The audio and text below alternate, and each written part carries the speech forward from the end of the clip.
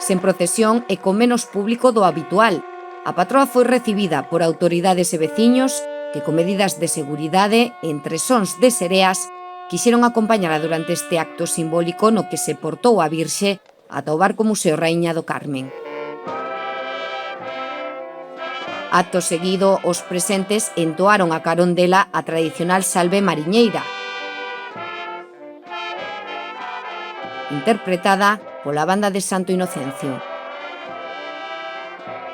Pese á cancelación das festas por mor da pandemia, o Concello e a Comisión de Festas quixeron render homenaxe a xentes do mar desta forma simbólica e celebrar esta data tan especial na localidade mariñá que ten lugar antes da costeira do Bonito para que os mariñeiros poidan pedir protección á súa patroa.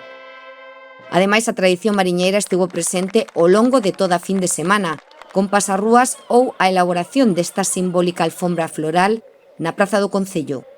10 metros de longo por 5 de ancho, dun tapiz floral con motivos dedicados ao mar, pero tamén lembrando a crise sanitaria.